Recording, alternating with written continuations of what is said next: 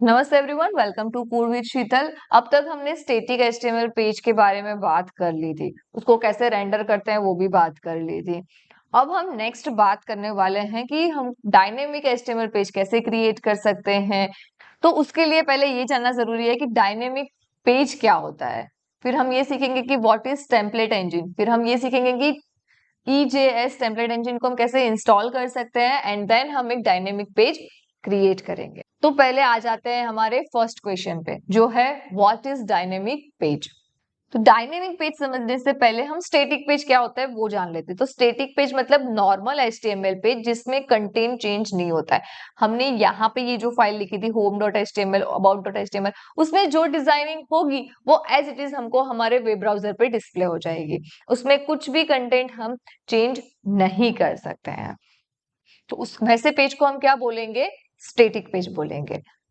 अब बात करते हैं डायनेमिक पेज की। तो जो पेजेस पे सारी इंफॉर्मेशन डेटाबेस से आ रही है उसको बोलेंगे हम dynamic page. For example profile page है, हमने एक पेज डिजाइन कर दिया। अब मेरी प्रोफाइल है तो मेरा डेटा वहां पे आएगा, अगर आपकी प्रोफाइल ओपन होगी तो आपका डेटा वहां पे आएगा। तो उसको हम क्या बोलेंगे? Dynamic page. वो डेटा कहाँ से आ रहा है? डेटाबेस से आएगा, मतलब सर्वर साइड से वो डेटा आ रहा है और हम हमारे वेब ब्राउजर में वो डेटा को डिस्प्ले करवा रहे हैं। तो वैसे पेज को हम बोलेंगे डायनेमिक पेज। अब ऐसे ही डायनेमिक पेज को क्रिएट करने के लिए हम यूज करते हैं टेम्पलेट इंजन। बहुत सारे टेम्पलेट इंजन है Node.js के अंदर, बट हम इसमें बात करने वाले हैं EJS टेम्पलेट इंजन के बारे में। क्यों? क्योंकि इसकी सिंटेक्स बहुत ही इजी है। एक तो ये HTML के जैसे ही सारी सिंटेक्स होती है, और जो भी हमको डायनेमिक डेटा लाना है उसकी सिंटेक्स भी बहुत ही इजी है हमको ऐड करना हो तो। एक और भी है जो है पग करके, आपको वो सीखना है तो आप वो भी सीख सकते हो, बट मैं सजेस्ट करती हूँ कि पहले ये टेम्पलेट इंजन सीख लेना एंड देन आप पग पे शिफ्ट कर सकते हो। एंड देन हम देखेंगे कि हम कैसे डायनेमिक पेज क्रिएट कर सकते हैं। तो अब हम क्या करते हैं, पहले ये जो हमारा टेम्पलेट है EJS उसको इंस्टॉल करते हैं। ओके, उसके लिए हम आ जाते हैं टर्मिनल, न्यू टर्मिनल ओपन करते हैं एंड यहाँ पे हमारी फाइल जहाँ पे भी होगी ना एक्सप्रेस फोल्डर में, तो हम यहाँ पे एक्सप्रेस में जाकर ही उसको इंस्टॉल करेंगे। Okay, npm i and EJS। ये जब तक इंस्टॉल होता है तब तक इसके बारे में डिटेल्स देख लेते हैं। इंस्टॉल तो फास्ट हो गया, तो भी हम देख लेते। चलो, EJS इन Node.js, इसमें ये वाली लिंक ओपन करते हैं। इसकी ऑफिशियल लिंक है, देखो, एम्बेडेड जावास्क्रिप्ट टेम्पलेटिंग। ओके, यहाँ पे आपको डिटेल में जानना हो EJS के बारे में तो आप यहाँ से जान सकते हो।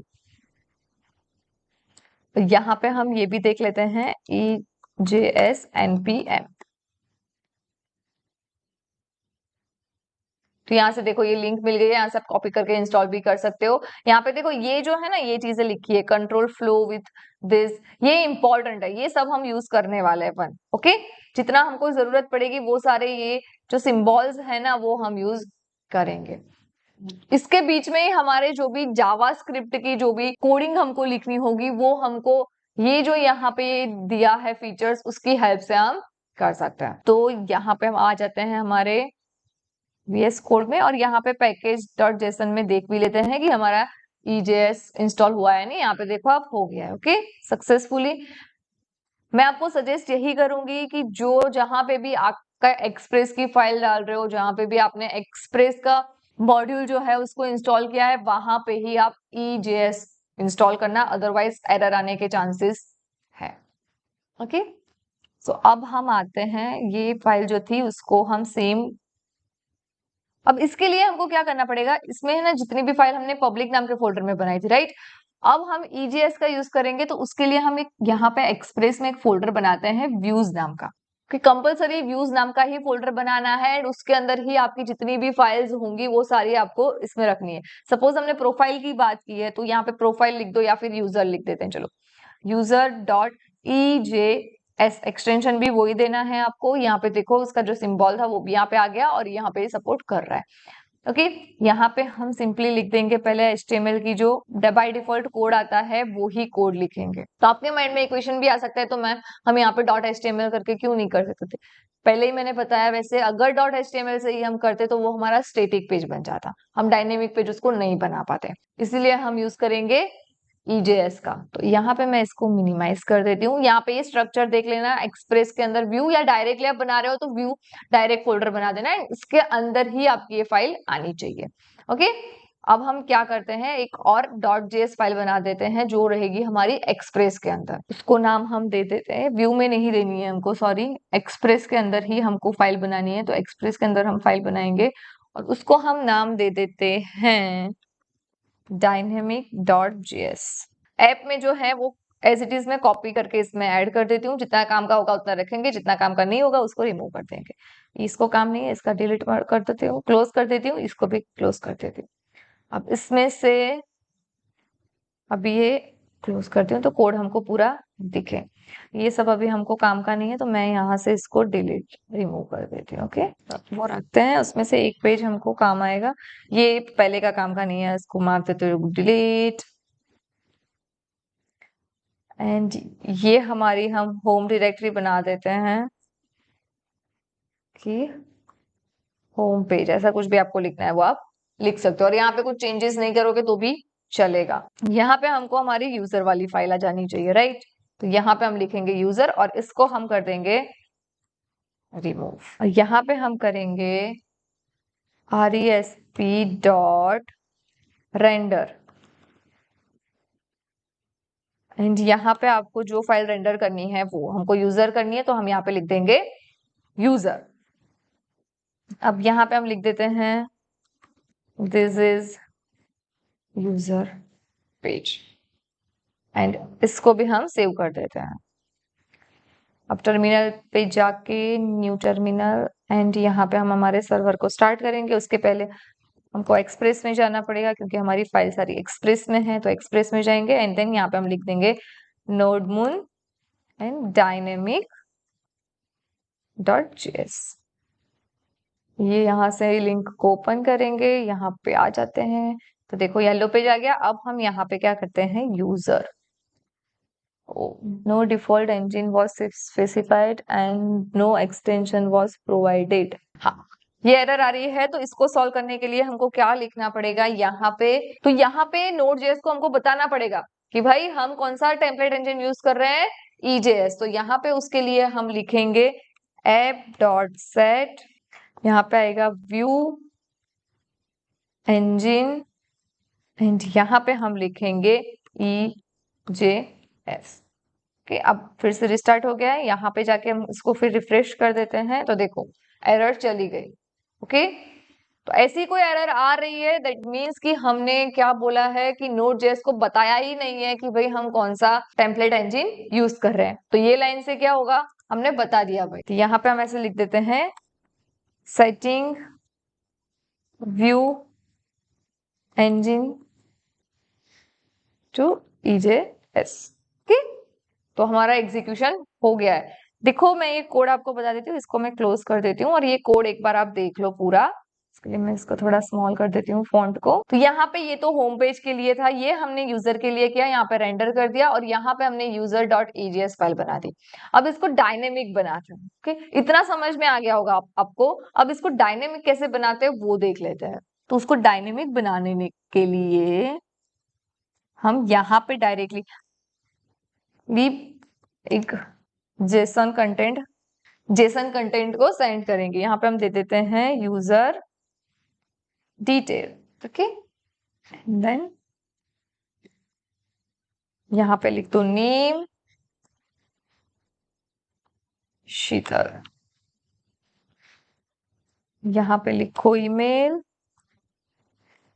Code with शीतल@gmail.com। अब इसको पास करना है तो हम यहाँ पे लिखेंगे like this user detail. Okay, अब यहाँ से पास हो गए डेटा, अब यहाँ पे हम फैच करेंगे। तो अब हम जो लिखेंगे ना वो देखना आप चीज, इसको हम दिस इज यूजर पेज है ना, उसको हम H1 में ऐड कर देते हैं।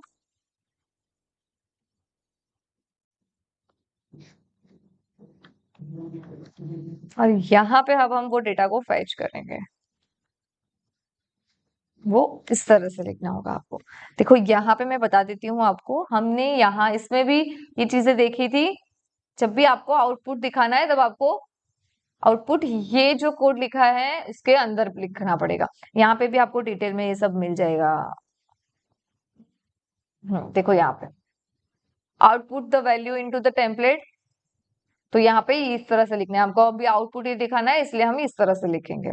तो यहाँ पे मैं लिखूंगी यूजर डिटेल डॉट नेम। जैसे हम रिएक्ट में प्रिंट करना था, रिएक्ट में रेंडरिंग एंड ऑल सीखी होगी अगर आपने मेरे ट्यूटोरियल फॉलो किए हैं, तो उसमें अगर हमको कोई वेरिएबल या वैल्यू प्रिंट करनी थी तो हम यहाँ से सिंगल कर्ली ब्रेसेस का यूज करते थे। सेम ऐसे एंगुलर में होता है तो डबल कर्ली ब्रेसेस का हम यूज करते हैं। उसी तरह इसमें अगर आपको प्रिंट करनी है वैल्यू एंड आउटपुट तो आपको इस तरह से यूज करना पड़ेगा। ओके, बहुत कॉम्प्लिकेटेड नहीं है, जैसे ही प्रैक्टिस करोगे वैसे ही याद रहने लग जाएगा। अब इसको हम एग्जीक्यूट करते हैं, यहाँ पे आ जाते हैं एंड देन इसको हम एग्जीक्यूट करते हैं। तो देखो आ गया this is user page and यहाँ पे शीतल भी आ गया। इसको टैग के अंदर ऐड करना है, आप यहाँ पे टैग भी ऐड कर सकते। इसको यहाँ पे H2 टैग के अंदर यहाँ पे लिख दो हेलो शीतल। ओके, अब हम इसको फिर से रिफ्रेश करते हैं, यहाँ पे आ गया हेलो शीतल। सेम ईमेल को भी आपको ऐड करना है तो इस तरह से हम यहाँ पे लिख देते हैं ईमेल एंड यूजर डिटेल, यहाँ पे लिखेंगे ईमेल। देखो ये यूजर डिटेल कहाँ से आया, तो ये यूजर डिटेल आया हमारे पास से यहाँ से, और यहाँ पे कहाँ से आया, तो यहाँ से। और यहाँ पे नेम एंड ईमेल है इसीलिए हम यहाँ पे भी नेम एंड ईमेल लिखेंगे। अब इसको सेव कर दो, अगेन जाओ एंड अगेन इसको रिफ्रेश कर देते हैं, तो आ गया ईमेल आईडी भी जो था। तो इस तरह से आप डायनेमिक पेज क्रिएट कर सकते हो। अब आपके माइंड में ये क्वेश्चन में भी आ सकता है कि सपोज हमारे पास ज्यादा लिस्ट है कोई, उसको भी हमको प्रिंट करना है। सपोज यहाँ पे हम लिख देते हैं कोडिंग एंड यहाँ पे हम लिख देते हैं JS रिएक्ट नोड। ओके, अब ये जो डेटा है ना उन सबको भी हमको ये डायनेमिक पेज पे लाना है। तो क्या हम ऐसे डायरेक्टली कैसे लिख सकते हैं, यूजर डिटेल डॉट कोडिंग लिखेंगे तो नहीं आएगा ना। तो इसके लिए हम यहाँ पे यूज करेंगे फॉर ईच लूप का। उसके लिए हम यहाँ पे लिख देते हैं UL एंड यहाँ पे लूपिंग कंसेप्ट का यूज कर रहे हैं इसलिए सिंपली हम इस तरह से लिखेंगे। ओके, अब इसके अंदर हम लिखेंगे user detail dot coding dot for each का ई कैपिटल एंड यहाँ पे हम लिखेंगे आइटम एंड देन यहाँ पे एरो फंक्शन आ जाएगा। ओके, अब यहाँ पे इसको क्या करेंगे, क्लोज करेंगे और इसके बीच में हमारा क्या आएगा, इसको यहाँ पे ऐसे स्टार्ट अगेन कर देंगे क्योंकि ये HTML का कोड नहीं है, ये जावास्क्रिप्ट का कोड है, इसलिए हमको ऐसे इसके बीच में लिखना पड़ रहा है। ओके, अगर HTML का कोड होता तो इस तरह से हम नहीं लिखते, HTML का कोड हम सिंपली लिख देते हैं।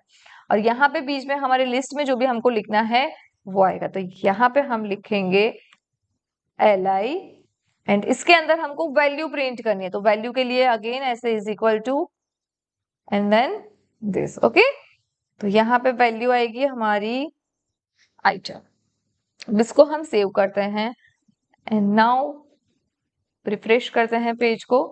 ओ अनएक्सपेक्टेड टोकन, ओके यहाँ पे सॉरी कर्ली ब्रेसेस रह गए, इसको हम सेव करते हैं। नाउ अब इसको रिलोड करते हैं, तो यहाँ पे देखो आ गया JS रिएक्ट एंड नोड। तो इस तरह से आप डायनेमिक पेज क्रिएट कर सकते हैं। तो नेक्स्ट वीडियो में हम बात करेंगे कि हमारे पास बहुत सारे पेज हैं और हर एक पेज में सेम हेडर या फुटर हमको डिस्प्ले करवाना है, तो वो हम कैसे कर सकते हैं। तो ये वीडियो में बस इतना ही, मिलता है नेक्स्ट वीडियो में। Thank you for watching this video, see you guys in the next video.